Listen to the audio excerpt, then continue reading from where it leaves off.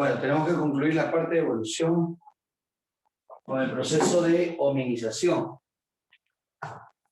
¿Cierto?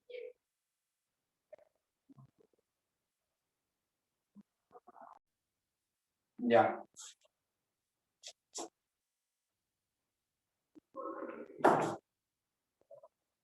De realizar el proceso de hominización, este capítulo tiene sus partes, su segmentación, podríamos decir. Es un tema clave en el examen de admisión.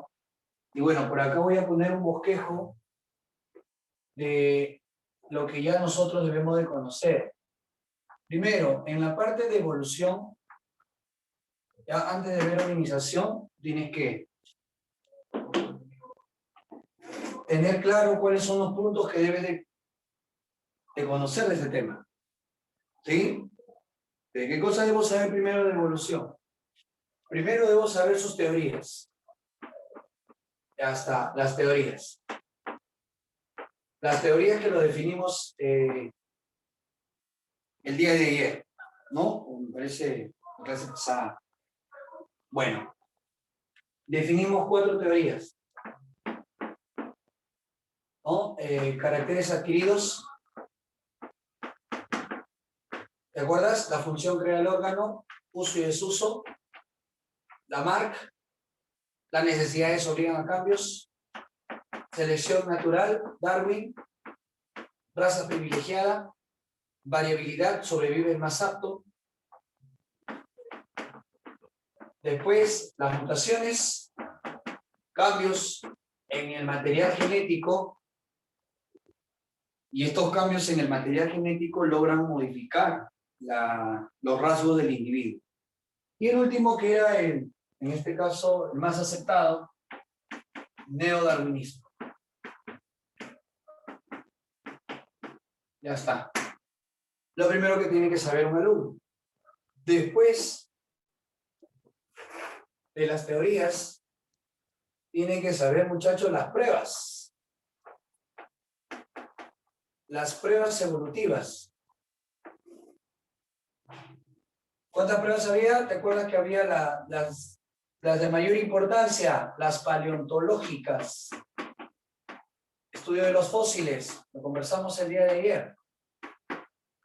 Las pruebas anatómicas. Órganos homólogos, análogos, homoplásicos, vestigiales, rudimentarios.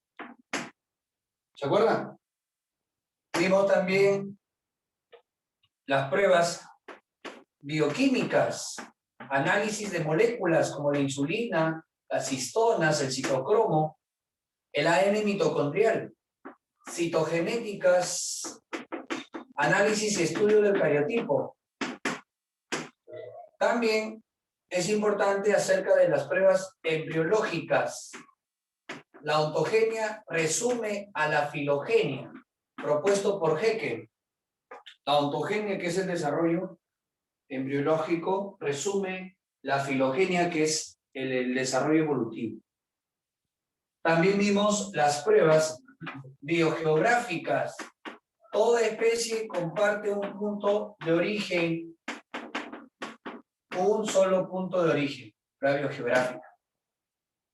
También vimos las pruebas citogenéticas, ya está. Vimos las pruebas fisiológicas. Esto tiene que ver con la conducta. Muchos animales tienen capacidad de ¿qué? Tienen capacidad de el cortejo, y eso los unifica, ¿no? Entonces ahí tenemos las pruebas paleontológicas, anatómicas, bioquímicas, citogenéticas, embriológicas, biogeográficas y fisiológicas. ¿Ah?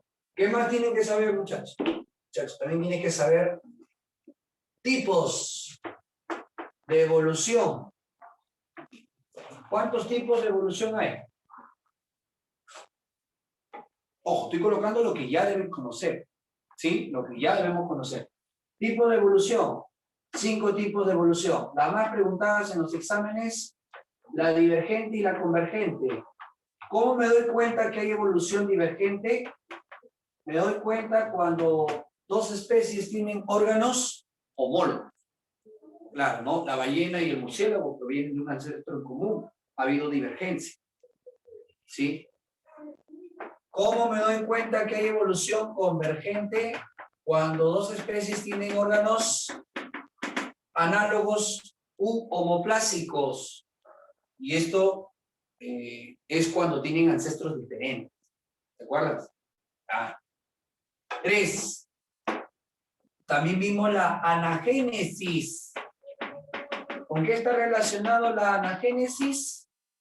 Con la microevolución, porque solamente llega a formar nuevas especies. También vimos la cladogénesis. ¿En qué consiste anagénesis? Anagénesis consistía en que un antepasado forma una nueva línea evolutiva, pero esta se extingue. Luego esta nueva línea evolutiva forma otra y esta se extingue. Y así van siguiendo de uno en uno en la escala evolutiva. Pasó con el hombre, ¿sí? Claro, el Homo habilis se tuvo que extinguir para dejar que vivan los Homo erectus. Vivieron un tiempo juntos, pero de ahí se extinguieron. 5. Radiación adaptativa. Radiación adaptativa. Había un requisito para que ocurra radiación adaptativa. ¿Cuál era? ¿Cuál es el requisito, muchachos, para que ocurra radiación adaptativa? Había una condición. ¿No? Para que ocurra radiación adaptativa, ¿qué es lo que tenía que suceder, muchachos? ¿Ah? A ver. Manifiéstense. ¿Qué tenía que suceder para que se pueda presentar este tipo de evolución? Para que pueda haber radiación adaptativa. Ahí está, muy bien. Así es, John. Así es, Nicole. Así es, Ceballos. Extinción en masa. Ese es el requisito. Las extinciones en masa han sido catástrofes muy fuertes en el planeta que han acabado y han devastado muchas especies. En esa condición es donde ocurre radiación adaptativa. Las pocas especies que han quedado empiezan a formar muchas especies, muchos géneros, muchas órdenes, muchas familias e incluso hasta reinos nuevos. Eso está relacionado con la macroevolución. Esas cositas, por favor, no se vayan a olvidar. La anagénesis o evolución monofilética está relacionado con la microevolución. ¿Por qué? Porque origina solamente nuevas especies. La radiación adaptativa está relacionada con la macroevolución. ¿Por qué? Porque en la macroevolución no se forman solamente nuevas especies, forman géneros, órdenes, familias, clases, filums, reinos, o sea, más categorías taxonómicas. ¿Sí se entiende esto, verdad? Listo. ¿Qué más? También, muchachos, tienes que saber acá, tienes que saber, aparte de las pruebas y los tipos, los mecanismos de evolución moderna. ¿Cuáles son los mecanismos de evolución moderna? Los mecanismos de evolución moderna son las fuerzas evolutivas. ¿Cuáles eran las fuerzas evolutivas? A ver, le pongo una, mira, una de ellas. Migración. ¿La migración con qué tiene que ver? La migración, muchachos, nuestro país está viviendo esto. La migración tiene que ver con el flujo de genes. ¿Sí o no? Entonces, cuando a mí me dicen, ha habido flujo génico, allá se han trasladado individuos que han llevado genes de un lugar a otro. Pueden ser nuevos genes. Flujo génico. Migración. Claro, pues muchachos, todo acá se llama flujo génico. Otro. Número 2. La deriva. La deriva génica. ¿Qué es la deriva génica? La deriva génica es la eliminación de genes en poblaciones pequeñas. ¿Ya? La deriva génica es la eliminación de genes en poblaciones pequeñas. Así es, vamos a verlo esto con un ejemplo. ¿Ya?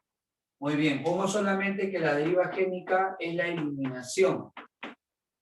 Eliminación de genes al azar. Eliminación de genes al azar. Sí. 3. La mutación. ¿Qué es la mutación, muchachos? La mutación es la aparición de nuevos genes. Se dice que es lo contrario a la deriva. Mientras que la deriva génica elimina genes en una población pequeña, la mutación logra que aparezcan nuevos genes de manera espontánea y también al azar. Ah, ya, profe, entonces son distintos, claro. Esto es la aparición de genes o de nuevos genes al azar. Al azar, ¿no? En cualquier individuo. 4. Otro. ¿Cuál sería otro tipo de fuerza? La recombinación genética. Muy bien, por ahí. Excelente, claro. La recombinación genética. Claro, propio del crossing over, del paquinema. Recombinación genética. Ya está. Estas son las 4 fuerzas evolutivas de la evolución moderna. ¿Por qué digo de la evolución moderna? Porque la teoría neodarwinista, que es la teoría moderna de evolución, plantea que la posa de genes cambia con el tiempo. Cambia la frecuencia de los alelos. ¿Pero quién hace que cambie la frecuencia de los alelos? La migración. ¿Quién también puede lograr ello? La eliminación de genes. Cambia la posa de genes. También la mutación, la aparición de nuevos genes. Y por último, la mezcla, ¿no? La mezcla entre ellos que van a generar de repente nuevas probabilidades de manifestación de un carácter. ¿Sí?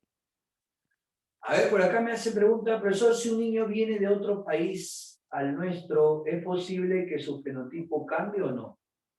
Claro, sí, de hecho.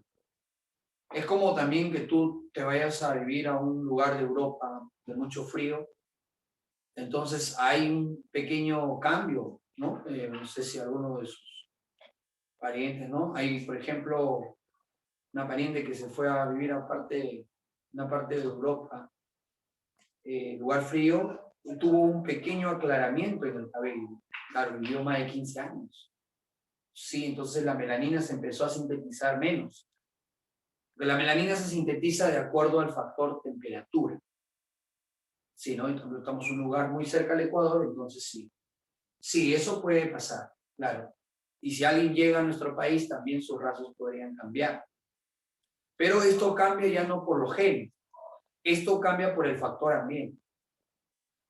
El alimento lo hace cambiar también. El alimento que consumía acá, en su país comía todo desabrido, todo sin sabor, sin nada, pero era saludable. Acá come rico, pero empieza a cambiar su fenotipo, ¿no? Lo empieza a saber distinto, ¿no? Va transformándose.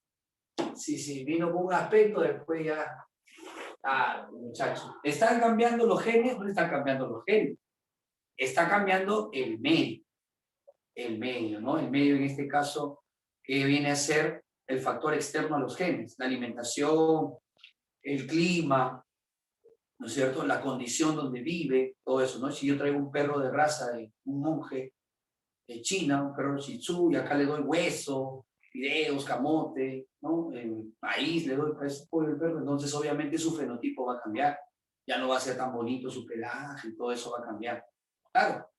Se cumple la fórmula que el fenotipo es igual al genotipo más el medio. Claro, ¿no? Yo puedo cambiar la expresión de un individuo, sí, pero genéticamente no lo podría manipular si no es antes que nazca, ¿no? Antes que nazca sí puedo manipular eso. Pero si ya nació, lo que puedo modificar es el medio. Claro, modifico el medio, altero sus genes, altero el fenotipo. Sí se puede. Listo. A ver, estas son las 4 fuerzas evolutivas, pero hay algo importante. Aparte de estas 4, fuerzas evolutivas, los mecanismos de evolución moderna explican que hay otros más. Sí, otros. ¿Cuáles son los otros? Otros mecanismos de evolución moderna son la especiación. Yo te expliqué, el día de ayer te expliqué la alopátrica y la simpátrica. Esa es fija en el examen. Simpátrica y alopátrica, te expliqué. La simpátrica es cuando no hay barrera, ¿no? Sin barrera geográfica. Y la alopátrica es cuando hay barrera geográfica. La simpátrica te dije que Agraria coloca de ejemplo las plantas, ¿no? Las plantas, ¿cómo pueden formar nuevas especies si no hay barreras geográficas? Por poliploidía, ¿no? Por poliploidía. Y los animales, ¿cómo pueden formar nuevas especies si todos están en el mismo lugar? Por preferencia reproductiva. Te dije que hay especies, o en una especie hay ciertas preferencias reproductivas por alguna actividad que desempeña, en este caso, la pareja, ¿no? Como te puse el ejemplo de las aves. Ya está. Entonces, en la simpátrica hay solamente aislamiento reproductivo y aislamiento genético, nada más. En cambio, en la alopátrica, como hay barrera geográfica, te dije que hay aislamiento geográfico, reproductivo y genético. ¿Cierto? Eso es lo que habíamos conversado. Otro, profe, otro es la microevolución. También consideran acá la microevolución. Y la microevolución solamente forma nuevas especies. Solamente forma nuevas especies. La macroevolución forma especies, género, familia, clase, dominios, hasta reinos. Claro, forma especies, familias, clases, reinos. Así es. Por eso te dije que la microevolución está relacionado ¿con qué? La microevolución está relacionado con anagénesis, especiación, lo que ocurrió en los caballitos, ¿sí o no? Forma solamente nuevas especies. La macro está relacionada con la radiación adaptativa y además, en el caso de la macroevolución, podemos ver las musarañas, ¿no? La musaraña formó a muchos mamíferos. Después también acá, muchachos, puede estar la coevolución. Coevolución. A esto le llaman evolución paralela. Claro, un guepardo se especializa en ser muy veloz para atrapar a su presa. Su músculo, sus huesos, sus cartílagos, se podría decir que tienen adaptaciones muy importantes para correr a esa gran velocidad. Sí, pero también al mismo tiempo que este depredador desarrolla este tipo de características, ¿no? También la presa busca mejor camuflaje, también las presas empiezan a tener mayor velocidad para escapar, andan en manadas. Entonces, uno busca estrategias para cazar su alimento y el otro busca estrategias para no ser cazado por su depredador. Eso se llama coevolución. Las abejas tratan, en este caso, también de buscar polinizar, ¿no? Y en este caso las plantas empiezan a desarrollar formas o siluetas de insectos o de aves para atraer a los polinizadores. Ahí también hay coevolución. Los dos evolucionan paralelamente. Sí, está claro todo eso porque el último punto ya sería hominización. Y ahí termina todo. Entonces, un alumno cuando va a estudiar un capítulo tiene que tener en claro el contenido. Y tiene que saber, esto me falta, esto ya sé, esto todavía no me ha quedado claro. Eso sería, ¿no? Entonces, el capítulo de evolución se desgrana en lo que es las teorías evolutivas, las pruebas evolutivas, los tipos de evolución, los mecanismos de evolución moderna y la hominización, que es la evolución que le compete al hombre. Chicos, ¿alguna consulta hasta ahí? ¿Estamos bien? Para poder ver hominización. A ver, acá me dice, la simpátrica podría repetir, claro, la simpátrica, lo primero que tienes que acordarte es que no hay barrera geográfica. Nosotros nos encontramos en un mismo espacio, toda la población se encuentra en un mismo espacio, pero si fueran plantas las que están formando esta población, las plantas podrían hacer no disyunción. O sea, de repente estas plantas en este espacio geográfico no hacen disyunción cromosómica y forman gametos diploides, cuando tú sabes perfectamente que los gametos, ¿cómo deben ser? Haploides. Es una planta que debió formar gametos haploides, no hace disyunción, forma gameto diploide, 2N. El otro también forma gameto diploide, 2N. Los dos se unen, formarían un cigoto 4N. Eso es poliploidía. Si eso ocurriera en nosotros, como puede ocurrir, inmediatamente eso no es viable. Y una mujer que esté gestando un embrión 4N es simplemente un aborto espontáneo. Pero en plantas, eso sí es viable. ¿Qué quiere decir? Que sí van a ser una planta 4N, sin ningún problema, pero con rasgos distintos, y esto dará formación a una nueva especie. O sea, en las plantas, la poliploidía permite la formación de nuevas especies. ¿Y dónde se puede formar plantas poliploides? En un mismo espacio geográfico, sin necesidad de que pueda haber aislamiento. Ahora, esta planta poliploide ya no se puede reproducir con la planta diploide. Ahora solo se reproduce con solamente poliploide. Eso entonces sería un aislamiento reproductivo, ¿no? Y un aislamiento genético. ¿Te das cuenta? No hubo aislamiento geográfico, pero cuando se formó esta planta poliploide, la planta poliploide solo se reproduce con otra poliploide. Y eso se llama aislamiento reproductivo. ¿Ya? En el caso de animales, el aislamiento reproductivo puede ser por la preferencia reproductiva. En una población, ¿no? Todos de la misma especie, algunas hembras buscan aparearse solamente con algunos machos. Entonces, si hacen ello, habrá otro grupo que no esté reproduciendo y de repente estén entre ellos seleccionando una cierta característica.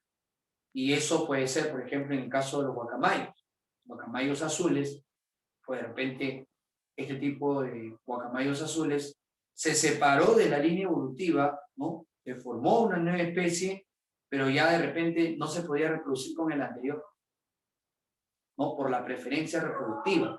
Recuerda que en las aves es importante que la reproducción esté garantizada por la visión, ¿no? Las aves importa bastante la presentación del macho, plumaje, el color, ¿no? Entonces hay cierta preferencia reproductiva. ¿Qué me dicen por acá? Coevolución está relacionado con algún otro, así como macroevolución y microevolución. Claro, la coevolución, nosotros podemos decir que cuando hay coevolución, esto generaría una evolución paralela. Y si hay una evolución paralela, entonces lo podemos relacionar, por ejemplo, con la especiación, o mejor dicho, con la cladogénesis. Claro, cladogénesis. ¿Por qué? El lobo, el coyote y el perro paralelamente han evolucionado, en este caso, cada uno por buscar una forma de alimentarse.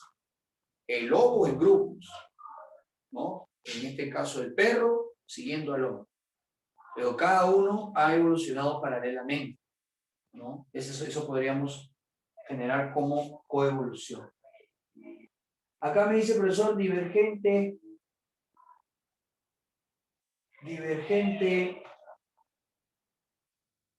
puede ser homología y divergente homoplasia. Sí, es lo que hemos mencionado. La divergente es mediante órganos homólogos, es lo que hemos mencionado.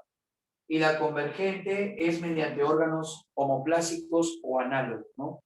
Recuerda que la diferencia entre homoplásico y análogo, porque en algunos libros tú lo vas a tomar igual, y en realidad se debería tomar de esa forma. Pero estrictamente, o sea, si queremos ser rigurosos, estrictamente los homoplásicos tienen mayor cercanía evolutiva de los dos individuos, de las dos especies. Y los análogos tienen lejanía evolutiva, ¿no? Pero se puede tomar igual. ¿Ya? Bien. Bien, jovencito. Entonces, ¿ya ha quedado claro? Entonces vamos a continuar. Voy a tomar una foto acá.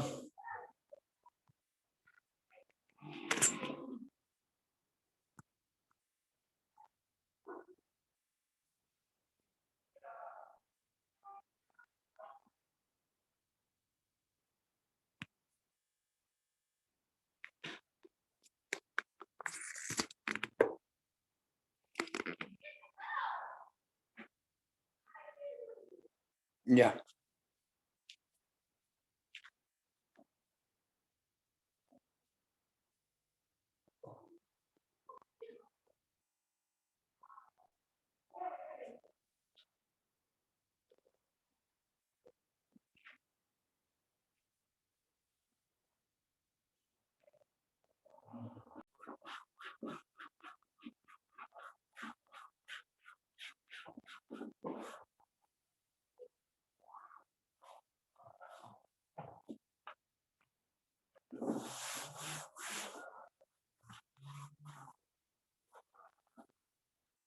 Vamos a ver el proceso de hominización.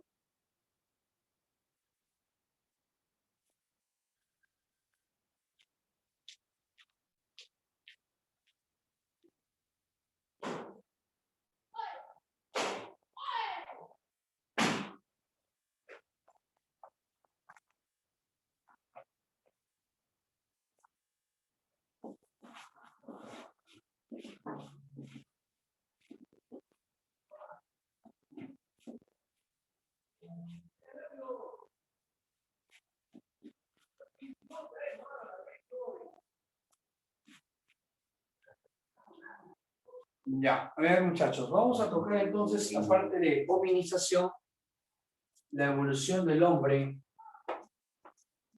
Y por acá,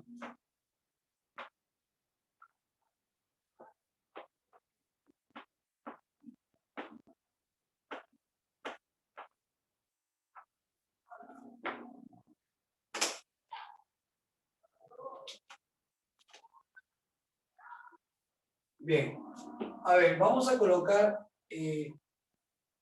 las líneas evolutivas que han tenido hallazgos dentro de su formación.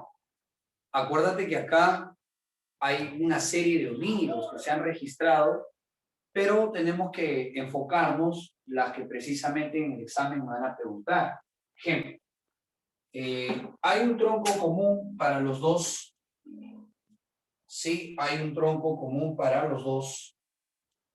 Este tronco común para los dos. Ahí está. Uno se separó del otro, ¿verdad? Sí. Uno se llegó a separar del otro. Entonces, si uno se llegó a separar del otro, se presume que este primer ancestro, y así lo consideran, que vivió hace 20 millones de años, se presume que este antepasado, que sus huesos, sus restos fósiles se halló en Europa, es conocido como el Dryopithecus. Así es, el Dryopithecus. Se considera que él pudo haber sido el ancestro para dos familias o dos familias evolutivas. O sea, el Dryopithecus se considera que ha sido el antepasado de dos familias evolutivas. ¿Cuáles son estas dos familias evolutivas? Bueno, una de ellas viene a ser la familia de los póngidos. La familia de los póngidos. Claro, acá están los monos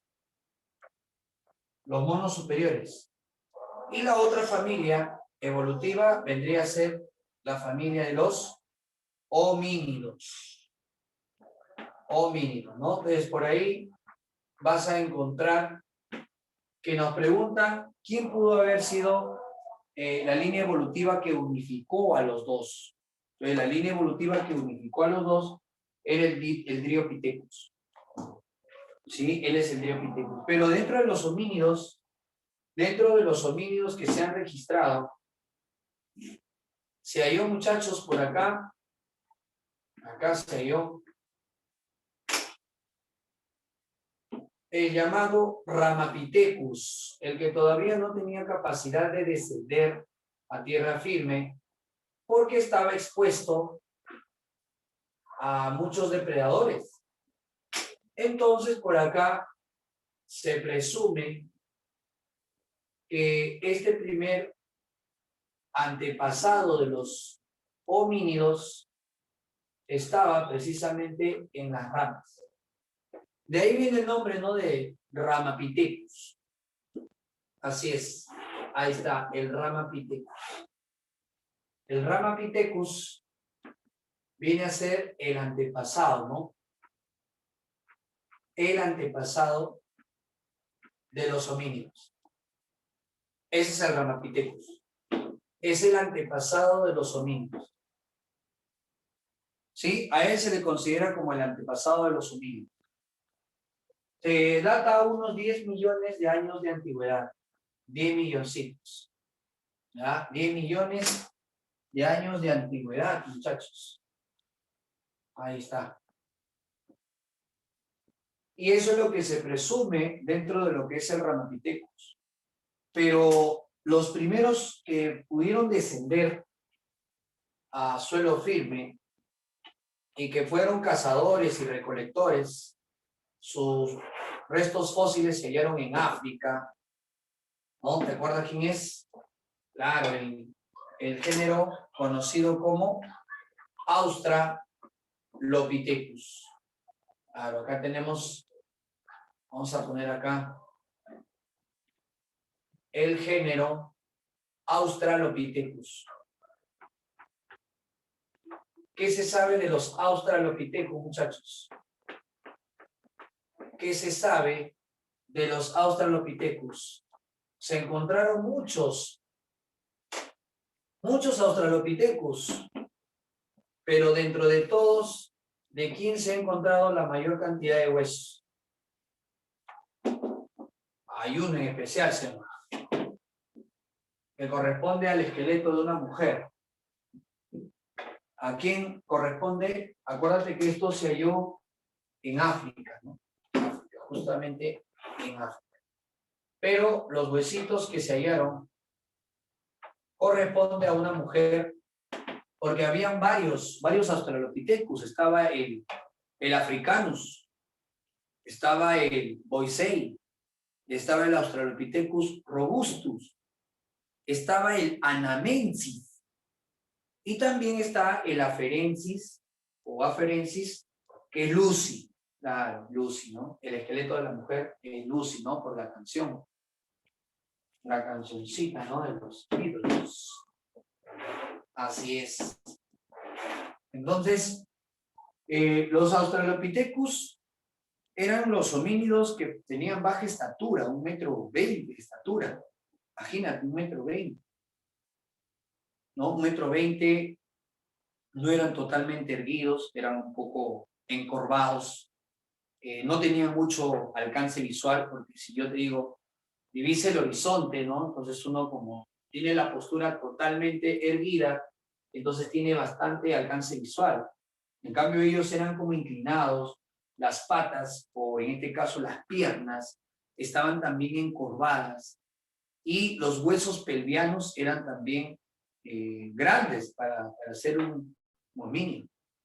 Pero ese homínido se atrevió a descender de las ramas y a buscar alimento. Por eso su principal actividad de los Australopithecus es ser cazador y recolector. Esa es su principal actividad. Y ojo que después vamos a ver que la actividad que ha tenido el hombre en el proceso de hominización ha permitido estos cambios que se lleven en el hombre.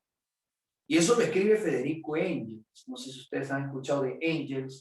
Engels publica una obra que dice el papel del trabajo en la evolución del hombre, ¿no? Entonces ahí introduce el término trabajo, ¿no?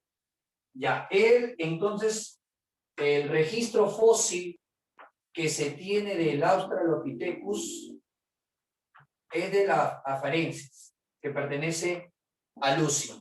Unas costillas, un par de la mandíbula, una parte del húmero. Entonces, su registro fósil fue del Australopithecus afarensis, conocida como Lucy. No fue el único Australopithecus, hubieron otros, pero de ella se tiene un esqueleto más completo que el de los demás. ¿Ya? Por esa razón, cuando me hablen de Australopithecus, yo lo primero que tengo que recordar es Lucy, ¿no? La primerita es Lucy. Ahí está claro. Y es la que tiene mayor importancia para mi examen. Lucy. Y que su actividad, ¿no? La actividad que tiene, muchachos, Lucy, vamos a poner acá, su actividad es prácticamente cazador y recolector.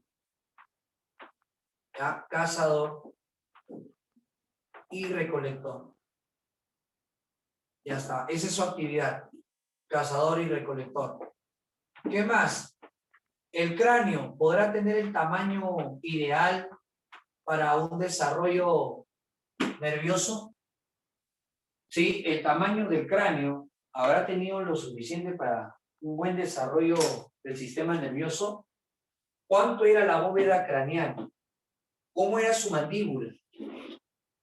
Imagínate que en el caso del Australopithecus las muelas de juicio sí funcionaban, ¿eh? Porque la caja de la mandíbula era por lo menos 5 centímetros hacia afuera, ¿no? Entonces hay una mandíbula prominente.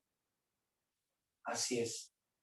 Pero el desarrollo nervioso era pequeño, ¿no? Por eso acá, si nosotros graficamos un cráneo correspondiente a un Australopithecus, el cráneo, jóvenes, es pequeñísimo, es pequeño. Claro, ¿cuánto medía? A la junta, muchachos, ese cráneo medía 450 a 500 centímetros cúbicos. O sea, el volumen craneal ha sido de 450 centímetros cúbicos a 500, ¿no? O sea, un poquito más grande que esto, ¿no? Algo así. Entonces, 450 centímetros cúbicos a 500. Y la estatura, 1,20 m, ¿no? A 1,30 m. ¿Sí? Pero con esta actividad pudo subsistir. Claro que muchos de ellos tuvieron que morir por ser presa de otros depredadores. Pero quedó, ¿no? Quedó como en este caso, como uno de los primeros homínidos. 3 millones de años de antigüedad, ¿no? Entonces hubo bastante actividad de cazar y recolectar y depredar la naturaleza. Por eso acá la lucha de contrarios es entre hombre versus naturaleza. El hombre tenía que estar expuesto al peligro de la naturaleza, ¿sí o no? Y es como va a tener que subsistir, ¿no? Bueno, así tenemos. Entonces la línea evolutiva es de los Dryopithecus. Se originan dos familias, la familia de los póngidos, donde está el chimpancé, el orangután, el gorila, y la familia de los homínidos, donde se registra, y así lo considera Agraria, se registra que el ancestro de todos los homínidos ha sido el Ramapithecus. Un ratito. Ya está. Ha sido el Ramapithecus, y que el homínido más antiguo es el Australopithecus. O sea, él desciende de los Ramapithecus que tuvieron 10 millones de años de antigüedad. Este tenía 20 millones de años de antigüedad. Entonces apareció este Australopithecus y los registros fósiles se encontraron en África con el nombre apodado de Lucy. Ahí está Lucy, ¿no? Pero muchachos, en la actualidad se ha registrado otro homínido que tiene 7 millones de años de antigüedad. Está por acá más o menos. 7 millones. Sí, y les doy ese dato porque podría ser que lo considere.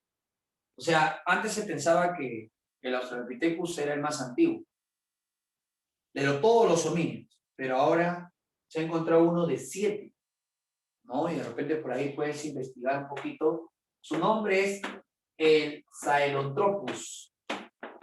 Sahelanthropus chadiensis. Chadiensis. Él data como 7 millones de años de antigüedad. Sí, apodado el hombre de Toumai. Toumai.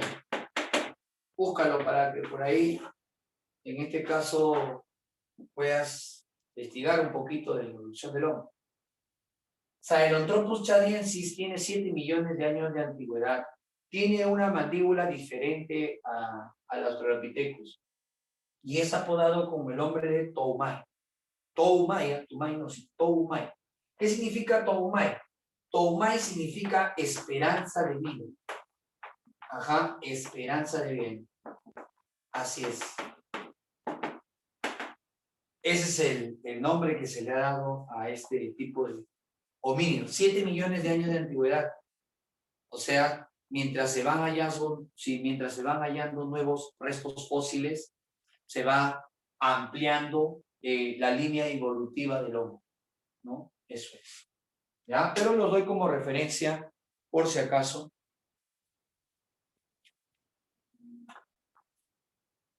Les doy como referencia esa edad. ¿Ya?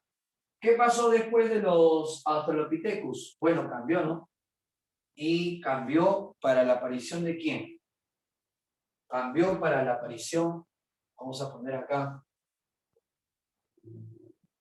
estatura, 1,20 m a 1,30 m.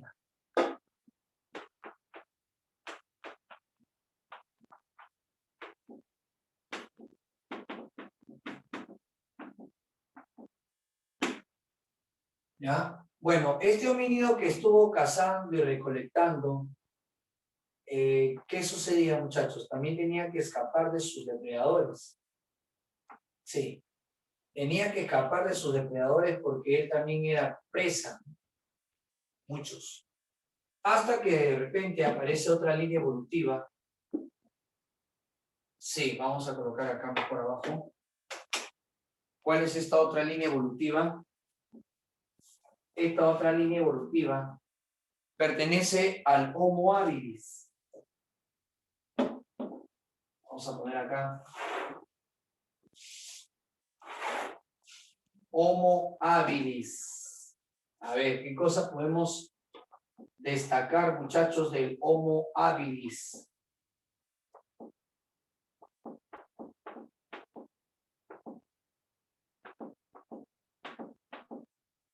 ¿Ya? Lo voy a escribir todo con mayúscula para destacarlo. Claro, que tú sabes que el nombre científico no se escribe de esta forma. ¿Ya? Pero para que se pueda notar, ahí está. Donde también se halló los restos fósiles del habilis. Los restos fósiles de los habilis se hallaron también en África. Sí, se hallaron también en África. Pero algo muy importante que se destaca del Homo habilis es el aumento del cráneo. Y uno se pregunta, profe, ¿el aumento del cráneo habrá tenido que ver con la evolución del hombre? Y la respuesta es sí. Claro. Dentro de todos los animales tenemos capacidad de razonamiento. Y no tienen todos los animales ello. ¿Cuánto llegó a aumentar la bóveda craneana? Aumentó hasta 700 centímetros cúbicos. Mira, 700 centímetros cúbicos aumentó la bóveda craneana.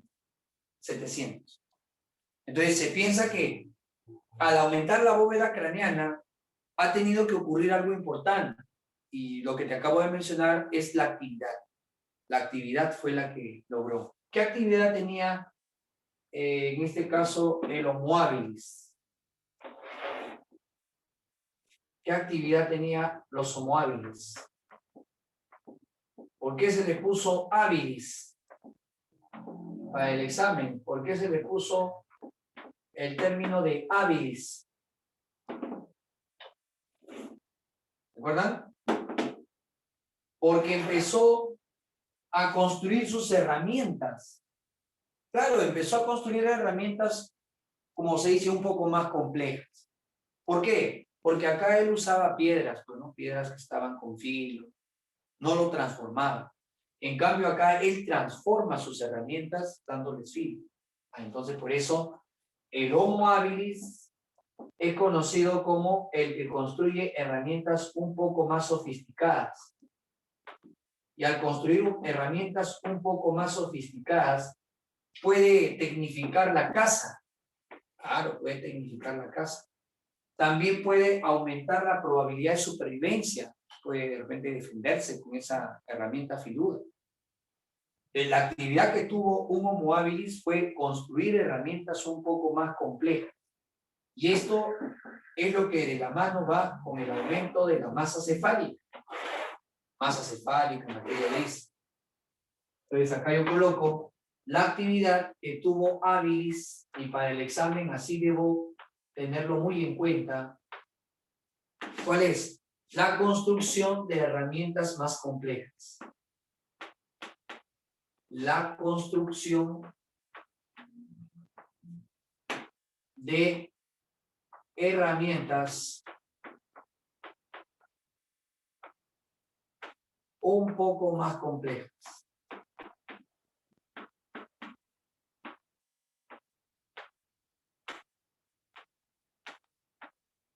¿Sí? La construcción de herramientas un poco más complejas. Esa fue su actividad. De ahí que el nombre es habilis. Sí, en el África se halló casi toda una extremidad completa. Y cuando se hallan estos restos fósiles, se hallan con piedras que empezaban a tener ciertos ángulos, que obviamente difícilmente se vería que una piedra se haya formado de esa manera. Entonces, han tenido que trabajar sobre la piedra. Por eso, descubren que construían herramientas un poco más complejas. Con respecto a ellos que no construían sus herramientas, solamente agarraban herramientas filudas, ¿no? Piedras que tenían filo, pero no lo transformaban. ¿Ya? Eso es lo que podemos tener como registro fósil. ¿Está claro? Listo. Hasta que aparece un hallazgo importante que indica que, como todas las especies, hay migraciones. Y hemos dicho que la migración genera flujo génico. Y esto permite una forma de evolución moderna, la migración. ¿Sí o no? Acá me dicen, no, el de herramientas es hábitos. Acá hay construcción de herramientas. Lo que hace el Erectus es construir el hacha de mano. O sea, el Homo erectus lo que hace es incorporar a la piedra metales. Y él fabrica el hacha de mano. Sí. Cuando hablamos de herramientas un poco más complejas, en este caso tenemos que referirnos precisamente al hábitos. Sí, al hábitos. Bueno, es lo que de alguna forma consideramos, porque acá las herramientas eran las piedras, ¿no? Entonces, cuando ya empieza a tallar piedras, ya encontramos que hay herramientas un poco más complejas. En cambio, en el caso del Erectus, lo que hace el Erectus es incorporar metales, ¿no? O sea, tecnifica más las herramientas. Pero en el examen, si te viene, es el encargado de utilizar herramientas un poco más complejas, hábiles. Hábiles, ¿no? ¿Por qué? Porque en el Erectus hay algo más que prima. No son las herramientas lo que prima, son otra cosa, porque las herramientas vienen desde acá. O sea, Áviles lo único que hizo fue incorporarle metales, pero las herramientas más complejas se fueron tecnificando y cada vez más. Hachas, lanzas, flechas. O sea, hablar de herramientas más complejas, podríamos decir que hasta un neandertal tiene herramientas más complejas, ¿no? Entonces, por eso, si me dicen a mí, fabricaba herramientas un poco más complejas, ya se sabe. Ahora, si me dicen herramientas más complejas, ahí puede ser cualquiera, porque el Erectus ha fabricado herramientas más complejas. El neandertal tiene el arco, la flecha, entonces también es una herramienta más compleja, ¿no? Pero el inicio de la fabricación de herramientas un poco más complejas, Áviles. ¿Ya? Muy bien. Y después aparece un hallazgo en la cual se toma en cuenta, muchachos, que acá, ¿qué cosa se toma en cuenta? Que hubo migración. Claro, hubo migración. Y como hubo migración, entonces acá tenemos a los llamados Homo erectus. Primer homínido que ya tiene posición totalmente erguida. Sí. ¿Fue importante la postura totalmente erguida? Sí, claro que sí. ¿Por qué? Porque de alguna forma, muchachos, de alguna forma, tener la postura totalmente erguida permite un alcance visual, un mayor alcance visual. Pero también se data, ¿no? Hay un dato que entre el habilis y el erectus hubo una transición que podemos colocarlo acá. Hubo una pequeña transición. ¿Y a quién corresponde esa transición entre el habilis y el erectus? Hay uno, ¿no? También que es considerado como parte de la línea evolutiva. Bueno, en realidad hay muchos homínidos, pero este homínido es considerado como la transición entre el habilis y el erectus. ¿Se acuerdan? ¿Se acuerdan cómo se llama él? Claro, él se conoce como el Homo ergaster. Ajá, el Homo. Vamos a ponerlo acá abajo, ¿ya? Porque me va a faltar espacio. Vamos a poner acá el llamado Homo ergaster.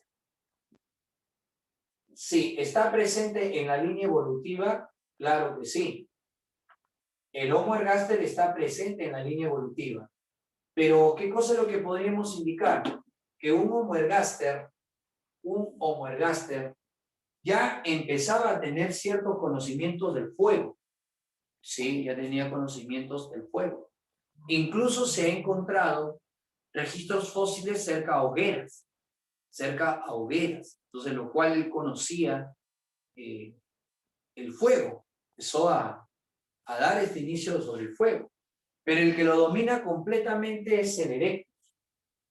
Él domina completamente el fuego. Y mientras ellos encontraron sus hallazgos en África, entonces en el erectus, en el Homo erectus, esto se halla en el continente asiático. Así es. Asia. Sí, esto se conoce, bueno, se registró este fósil en Asia y ahí tenemos dos homínidos, el hombre de Java y el hombre de Pekín. Ajá. El Pithecanthropus y el Sinanthropus, así le llaman, ¿no? El Homo erectus. Los registros fósiles que se hallaron en Asia tuvieron el nombre del lugar donde se habían ubicado estos huesos. Ajá, quedaron con ese nombre. Por eso, si nosotros revisamos acerca de este tipo de registro fósil, entonces colocamos acá, dentro del registro fósil de un Homo erectus, ¿a quién tenemos? Al hombre de Java y al hombre de Pekín. Sí, el Pithecanthropus es el hombre de Java. El hombre de Java es el Pithecanthropus. Y el Sinanthropus es el hombre de Pekín. ¿Sí? Hombre de Pekín. Ya está.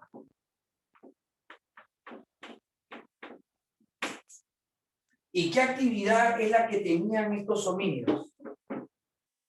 ¿Qué actividad tenían estos homínidos? Bueno, dentro de las más importantes, y eso es lo que yo hago énfasis para el examen de admisión, ¿cuál es lo más importante que yo debo recordar de un Homo erectus? Muchachos, de un Homo erectus lo más importante que debe recordar es el dominio del fuego. Ajá, el dominio del fuego. Claro, estos ya cazaban en grupos, ¿no? Sí, erectus cazaba en manadas, en grupos. Sí, es cierto.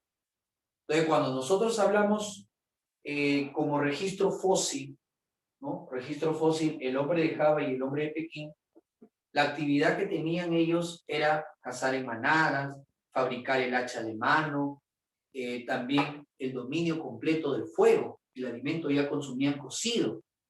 Entonces, cuando comen cocido, las proteínas se aprovechan más. Entonces empezó a aumentar el volumen del cráneo. Se dice que el hombre dejó, a partir del fuego, o del dominio del fuego, empezó a dejar de comer hierbas. Pero tú sabes, si nosotros comemos hierbas, nos llenamos, comes fruta, hierbita, nos llenamos, pero no tenemos muchas proteínas.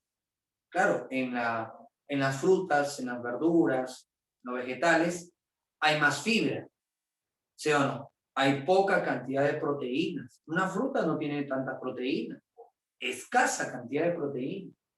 Y para desarrollar el cerebro, pues las neuronas tienen que fabricar al interior neurotransmisores, que son proteínas. Entonces tiene que haber dieta en proteínas. Entonces, ¿qué pasó? Cuando cambia la dieta a proteínas y dejamos un poco de lado las hierbitas, entonces el volumen del cráneo empezó a aumentar aún más. Sí, y acá el volumen craneal que podemos encontrar en el caso del Homo erectus, ¿no? En el caso del Homo erectus, el que tiene la postura totalmente erguida, alcanzó los 900 centímetros cúbicos. Ahí está, muchachos, 900 centímetros cúbicos. La mandíbula se empezó a hacer más pequeña. ¿Por qué? Se hizo más pequeña por una sencilla razón. Porque si el alimento ya se come cocido, entonces la mandíbula ya no tiene que tener tanto trabajo, ¿no? La mandíbula se empezó a retraer. Las muelas de juicio se empezaron a perder su funcionalidad. Claro, el alimento ya se come cocido. Bueno, y también se sospecha que Pekín practicaba canibalismo, ¿no? Puede ser un dato que por ahí te pregunten. ¿En cuál de los homínidos se piensa, se estima, en este caso se pone como planteamiento teórico de que pudo haber canibalismo? En el Homo erectus, específicamente en el hombre de Pekín. ¿Ya? No te olvides, ¿ya? El alimento ya se empieza a consumir cocido. Vamos a poner acá su actividad importante, el dominio. ¿El dominio de qué? El dominio del fuego. Ah, ya, profe, acá domina el fuego, sí. ¿Fue importante el consumo de proteínas? Claro que sí, muchachos. Fue importante el consumo de proteínas. ¿Ya? Vamos a poner dominio del fuego. Cazaba en manadas. ¿Ya? Cazaba en manadas. ¿Qué más?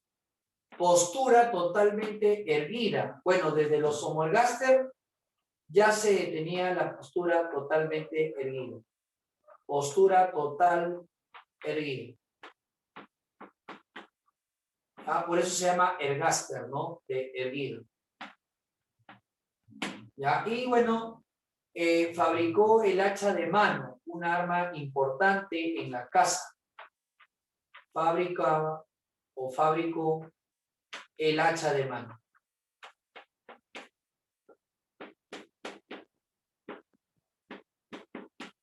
Ya está. Y bueno, sospechas de canibalismo. Se sospecha de canibalismo en el hombre de Pekín. ¿Por qué? Porque entre los restos fósiles se encontró mioglobina. La mioglobina solamente se encuentra en la carne. Y la mioglobina, haciendo la secuencia molecular, se encontró que era mioglobina también de ellos. Entonces, obviamente, se comían entre ellos, ¿no? Practicaban el canibalismo. Claro, si no había comida, caballero nomás, uno tenía que ser el plato del día. Imagínate, en esos tiempos, ¿no? Se sospechó o se sospecha de canibalismo en el hombre de Pekín. Así es. Se sospecha de canibalismo en el hombre de Pekín. Se sospecha de canibalismo en Pekín. Listo. Eso es lo que nosotros podemos indicar con respecto al Homo erectus. Ha habido un salto con Garrocha desde el Homo erectus. ¿Por qué? Porque desde el Homo erectus, al tener la postura erguida, ya empieza a haber un alcance visual, mayor forma de protección. También tenía la capacidad de buscar otros lugares, migrar, ¿no? Y estar a la expectativa de cualquier acecho por un depredador. Sí, acá ya sea un salto evolutivo con el dominio del fuego. Listo, pero ¿qué cosa tenemos por acá? Aparece otro homínido.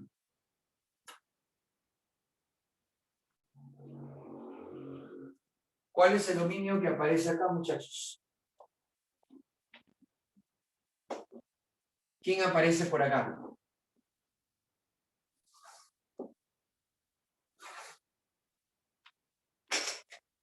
Aparece el Homo sapiens.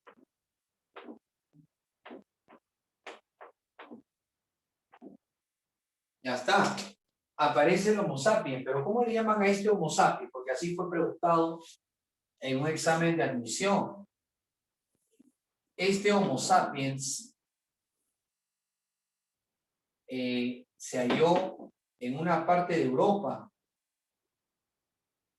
en Alemania, ¿no? Y le colocaron el nombre, precisamente. Sí, primero aparece el arcaico. Sí, ten cuidado. Estamos realizando la línea evolutiva que Agraria está considerando. Claro, estamos realizando la línea evolutiva que Agraria considera. Si tú ves otros textos, esto cambia, definitivamente. Esto cambia. Pueden agregar otros tipos de dominio. Pero siguiendo lo que Agraria nos pide para su examen, es Dryopithecus, Ramapithecus, Australopithecus, Homo habilis, Homo ergaster, Homo erectus, Homo sapiens archaic. Este es el Homo sapiens archaic. Archaic, arcaico, llámalo de esa manera, archaic. ¿Sí? ¿Y dónde se encontró? Europa, Alemania. Así es.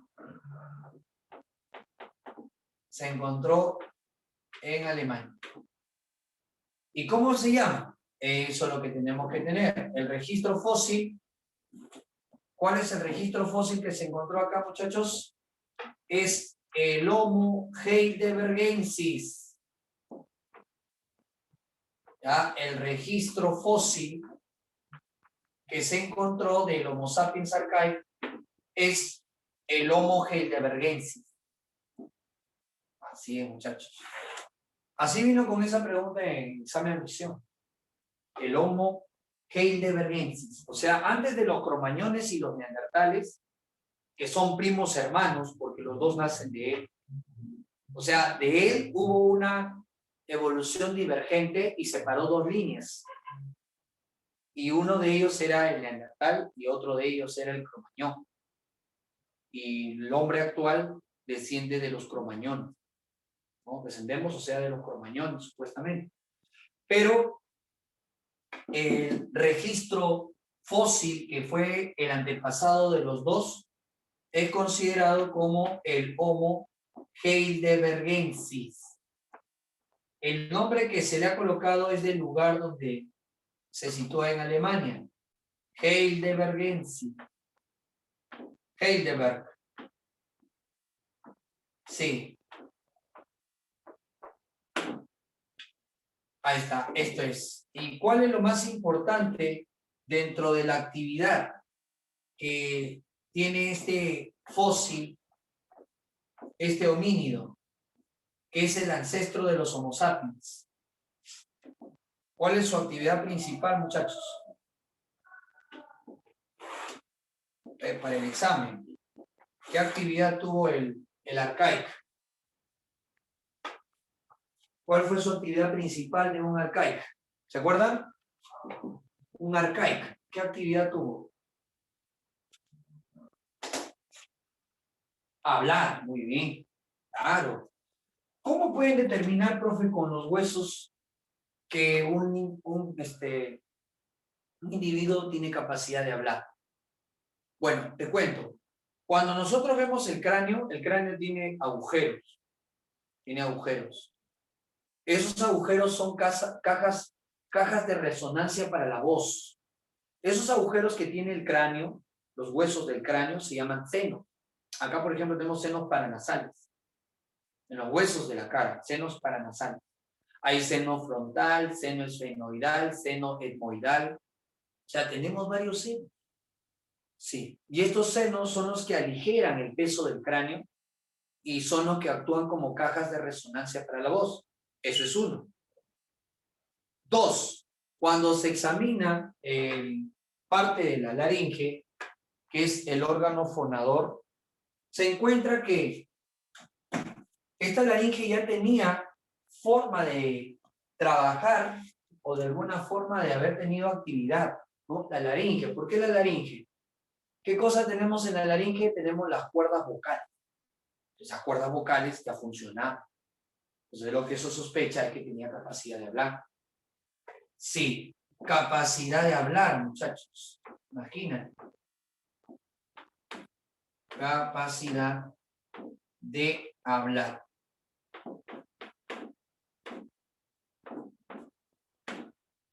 Y desarrollo del lenguaje. Su cráneo siguió aumentando, imagínate. Por eso, por ahí te pueden preguntar cuáles han sido los factores trascendentales para que se dé la evolución del hombre. 3. 1 es el aumento de la masa craneal. 2 es el bipedismo. Todos son bípedos. Si son bípedos, las manos quedan libres. Si las manos quedan libres, se puede trabajar con las manos, manipular, algo que otras especies no pueden hacer, ¿no? Y entonces, la capacidad de hablar aún desarrolló más el cráneo.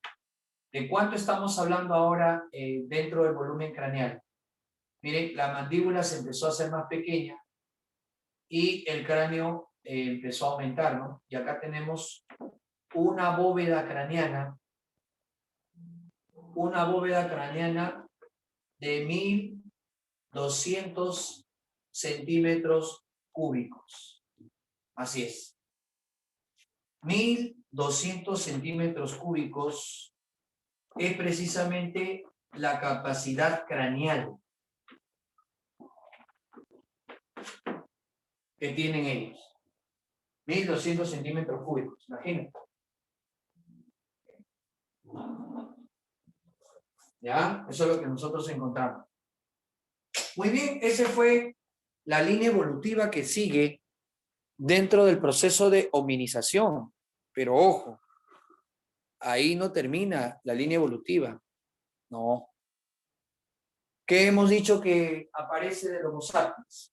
Del Homo sapiens aparecen dos, pero de estas dos líneas evolutivas, lamentablemente uno se extinguió. ¿Sí? Ahí está. Y el otro continúa. Así es. Sí. Ahí está, dos líneas evolutivas. Importante, ¿no? La primera que vamos a ver por acá es la que tiene el mayor volumen craneal. ¿Cuál es la primera que tiene el mayor volumen craneal? Vamos a ponerlo por acá mejor. ¿Cuál es? La primera línea evolutiva que vamos a encontrar acá es el Homo sapiens neandertal. Sí, el Homo sapiens, pero neandertal. El hombre de Neandertal. Él llegó a tener el cráneo más grande, muchachos. Sí, el Homo sapiens neandertal. ¿Cuánto es?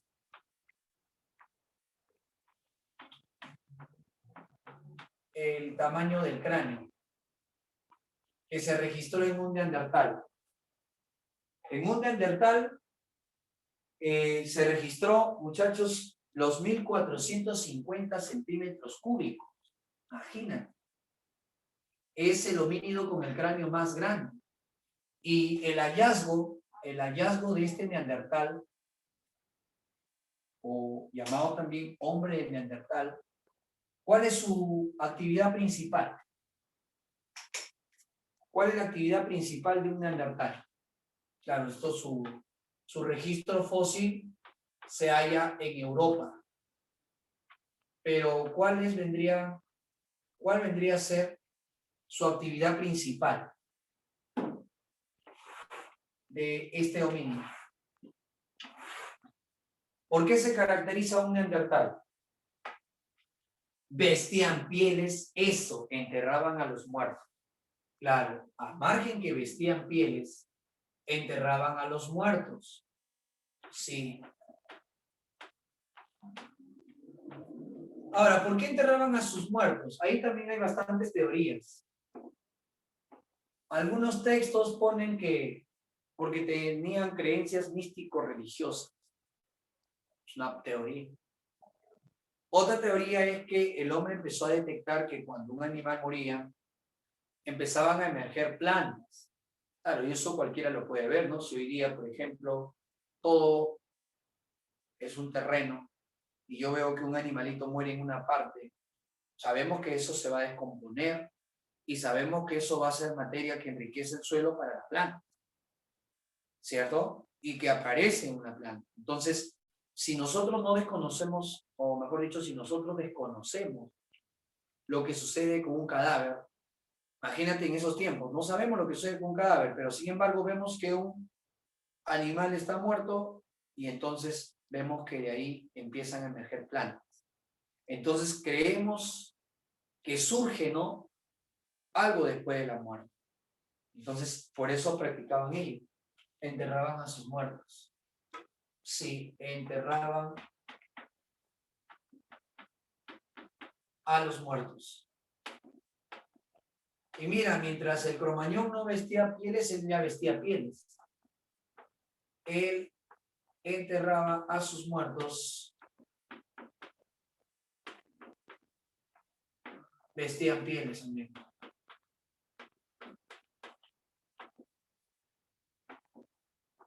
Otra cosa que ellos presentan lanzas también. Lanzas. O sea, armas de largo alcance. Lanzas, ¿no? Sí. Así es. Pero lo más importante para un examen es que a partir de ellos, muchachos, a partir de esta línea evolutiva, encontramos el cráneo más voluminoso. Sí, el cráneo más voluminoso lo tiene un Homo sapiens neandertal. Y este Homo sapiens neandertal alcanzó a tener una bóveda craneana de los 1450 centímetros cúbicos. Ya, mira, 500, 700, 900, 1200, 1450 centímetros cúbicos. Ese es el volumen del cráneo. ¿Sí? Y se piensa que los neandertales tuvieron mejor capacidad, ¿no?, de razonamiento que con respecto al Cromañón. Es muy probable.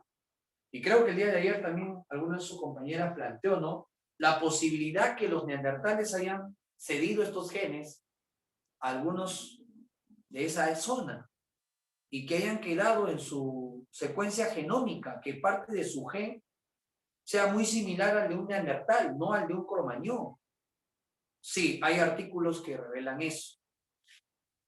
Hay artículos que revelan eso.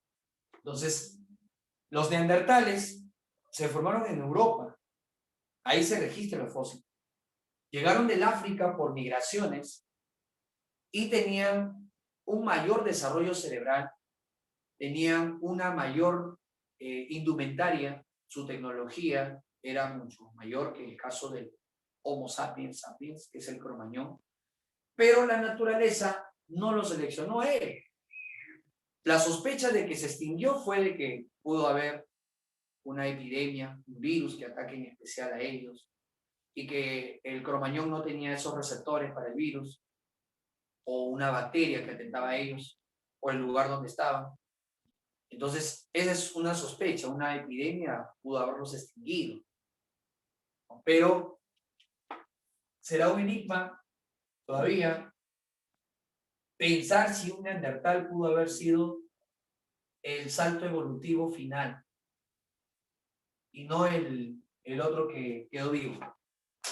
O sea, ¿quién fue el otro primo hermano del neandertal? El sapiens sapiens, ¿no? Conocido con el nombre de cromañón.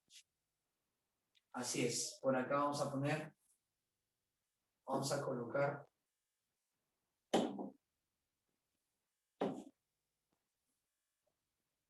Ahí está. Convivieron, ¿ah? Incluso, no sé si les comenté, pero hay una película donde se encuentran los dos. Sí, ¿has visto los Cruz? ¿Los Cruz has visto? Sí, ¿no? ¿Has visto los Cruz? Ya. El Cruz o los Cruz, esa familia, cavernícola, todo lo que tú quieras, ¿a quién corresponde? ¿A un cromañón o a un neandertal? ¿Han visto los Cruz o no? ¿A quién corresponde? Ay, si tú has visto la número 1, pintaba. Claro, los Cruz pertenecen a la última línea evolutiva. Claro, está representando a los que hacían arte rupestre, a los que figuraban. Entonces, cuando tú veas a alguien que pinte las paredes, ¿no? Ahí ponga su nombre, ¿no? Entonces, le ha quedado un poco, bueno, de antepasados, ¿no? Algunos dibujan otras cosas, ¿no? Sus actividades. Ya, eso nos ha quedado del sapien. Claro. Arte rupestre, exacto. Ese es lo que nos caracteriza, ¿no? Entonces, cuando nosotros hablamos de un Homo sapiens sapiens, hablamos en este caso de un cromañón, y esto no es especie, esto es subespecie. Por eso hay toda una polémica, la vez pasada estábamos ahí discutiendo con algunos historiadores, pero una discusión en la cual se aprende, ¿no? Porque es obvio que un historiador tiene datos de arqueólogos más recientes, está actualizado, ¿no? Pero estábamos discutiendo, ¿no? Precisamente, y ellos no consideran. ¿Quién les ha dicho que hay Homo sapiens sapiens? Existe. ¿Quién les ha dicho que hay Homo sapiens? No hay.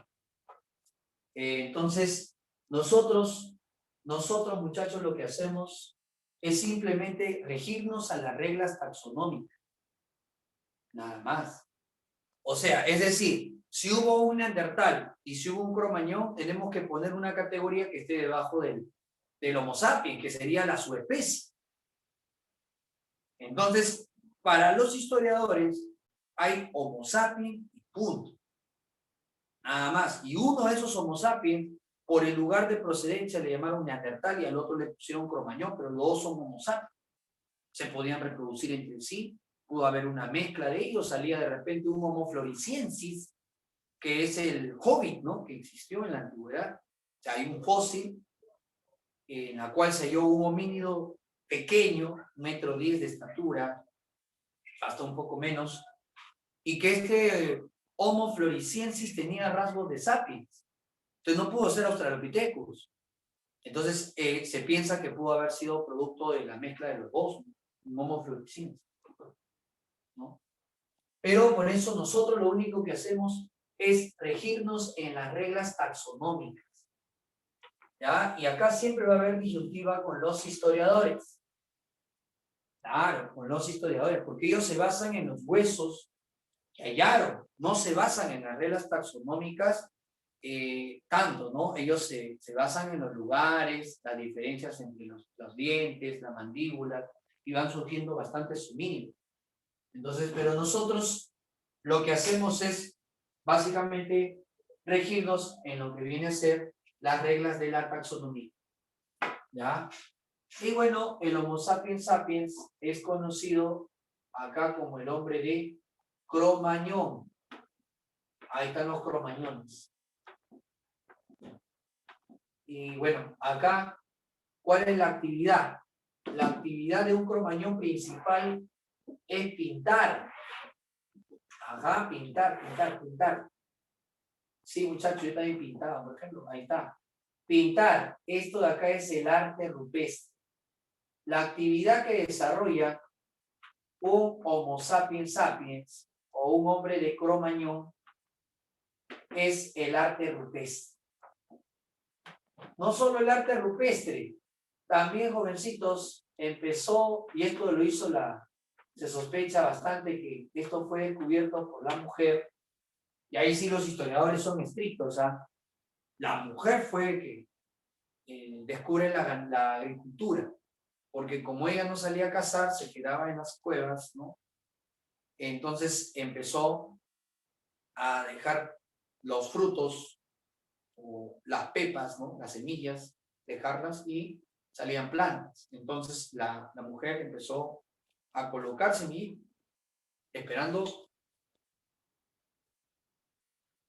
cosechar plantas. Entonces su actividad ya no era su actividad en este caso en el plano agrícola, ahora su actividad es en el plano de la ganadería, ¿no? O sea, la agricultura y la ganadería fue lo que se desarrolló.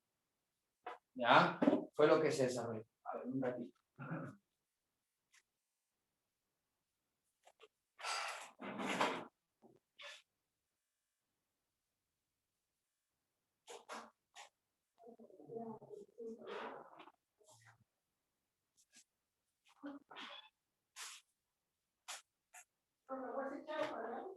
Ya.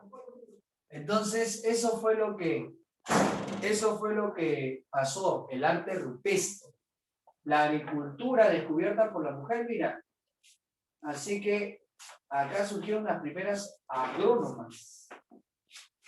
La ganadería, ahí están los primeros zootecnistas.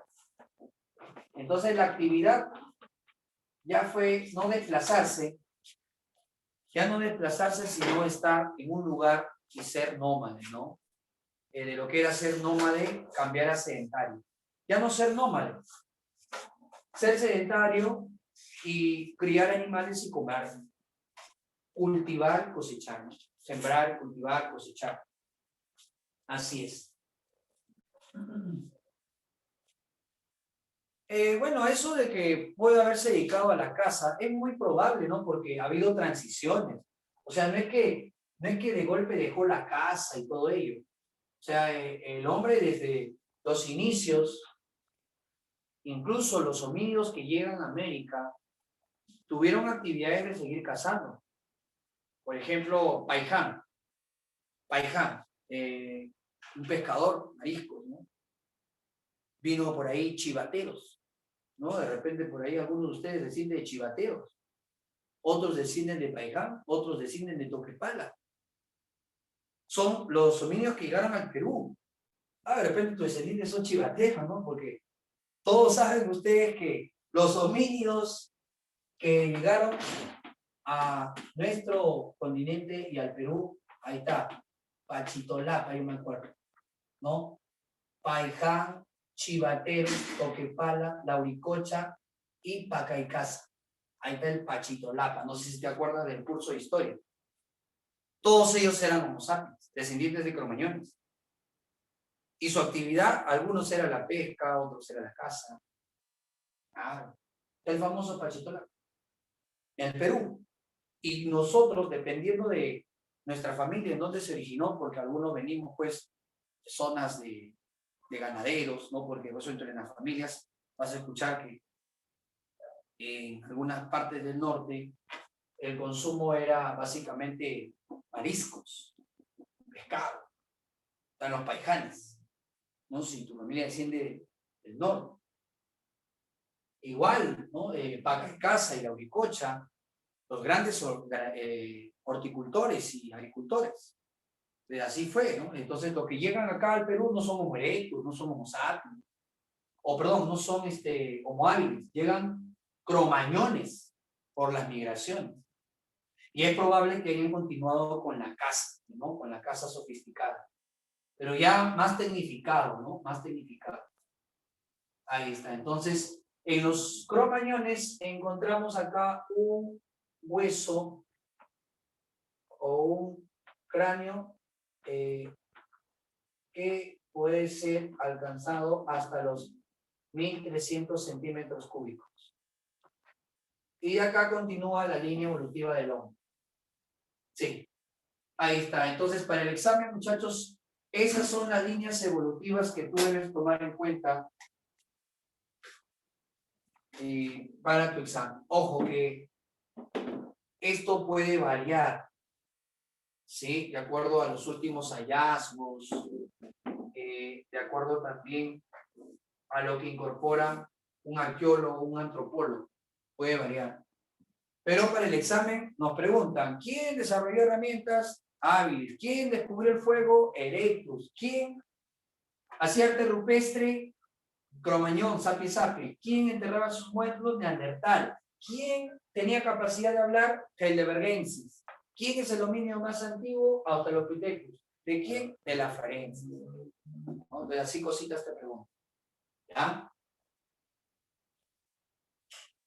Exacto, de hecho, ¿no? De hecho, si los neandertales no se hubieran en este caso extinguido, hubieran sido una línea genética superior a nosotros. Y eso pasa, ¿no? En esta pregunta, en este caso, película 10.000 AC, así creo que se llama, no sé, pero se encuentran los dos. Y ahí se ve uno la diferencia, ¿no? El otro está con pieles, danzas, ¿no? Herramientas más sofisticadas, el otro un poco menos. Y ese era el encuentro entre neandertales y cromañones. Posiblemente hasta se reproducen, ¿no? Posiblemente, posiblemente. Pero por acá vamos a colocar cuáles son los factores que determinaron la evolución en el hombre. ¿Ya? Vamos a poner acá factores que determinaron la evolución en el hombre. A ver, profe, factores que determinaron la evolución. Hemos dicho que son tres, ¿ah? Los factores que determinaron la evolución. Bueno, los principales, porque hay otros también. ¿Cuáles son los factores principales que determinaron la evolución del hombre? El bipedismo. Si hay bipedismo, entonces cambian los huesos de la pelvis. Claro, porque ya tenemos una estatura mayor. La evolución es importante en los bípedos. Bipedismo. Al tener bipedismo, las manos quedan libres para transformar todo lo que podamos tocar. Herramientas, podemos cultivar, podemos cazar, podemos defender. Bipedismo. En cambio, el otro sería, el otro, aparte del bipedismo, es el aumento del volumen cerebral. Sí, ¿por qué aumentó el volumen del cerebro? Porque dejamos de comer hierbitas para comer proteínas. Si comemos proteínas, entonces aumenta el desarrollo del cerebro. Con hierbas no aumenta, no aumenta las proteínas y el volumen cerebral. No, era algo dietético que llenaba, pero no generaba muchas proteínas. Y el tercero era el desarrollo del lenguaje. El desarrollo del lenguaje. Claro, dentro de todas las especies, nosotros desarrollamos un lenguaje articulado. ¿Sí? Los delfines también desarrollan un lenguaje, pero no es articulado, es un lenguaje por ecolocación, al igual que los murciélagos, pero es un tipo de lenguaje. ¿Ya? Muy bien, a ver, ¿qué me preguntan por ahí? Sí, algunos en sus cerbatanas usaban veneno, así es, claro. También me dice el profe, Claro, sí. El primer homínido sería el hombre de Toumai. No, si es que en el examen no hay claves Toumai, porque eso lo consideran otras universidades por el hallazgo que se ha hecho. Ya se ha encontrado el hombre de Toumai de 7 millones de años, pero si es que no hay Toumai, debe estar Australopithecus. O sea, para nosotros, para Agraria, el primer homínido es Australopithecus, que desciende a tierra firme. Y ahí empieza Australopithecus, habilis erectus, o habilis ergaster erectus, sapiens, sapiens neandertal y sapiens sapiens, o sapiens hombre de Cromañón. Pero si por ahí colocan al Toumai, hombre de Toumai, Toumai es el más antiguo, 7 millones de años. ¿Ya? El eslabón perdido se encuentra en el periodo de tiempo entre habilis y erectus, ¿o dónde se encuentra? No, el eslabón perdido es lo que unifica al hombre y al mono. O sea, si Darwin dijo que el hombre y el mono descienden de un antepasado, debería de haber uno mitad de los dos. No hay. Entonces es el eslabón perdido, ¿no? Se pensó que fue el Dryopithecus y es el que tiene mayor proximidad, pero hay ciertas diferencias que hacen sospechar que él no pudo ser. Pero en la línea evolutiva que plantea Agraria está el Dryopithecus. ¿Ya? Entonces tendrían que encontrar un homínido que tenga características de póngido para poder sospechar que él es el eslabón. El Homo floresiensis sí pertenece a la línea evolutiva, pero no lo estamos considerando porque no está dentro de lo que es. Sí. O sea, acá mira cuántos homínidos hemos hablado. 1, 2, 3, 4, 5, 6, 7, 8, 9. Si tú ves un libro de antropología, hay como 42 homínidos, si no mal recuerdo. Y ahí está el floresiensis, está todos los Australopithecus, Anamensis, Robustus, Dulcei, está el Homo faber también. O sea, hay varios, pero ellos ya lo consideran desde el punto de vista arqueológico, ¿no? Con las diferencias que van a tener. Ajá.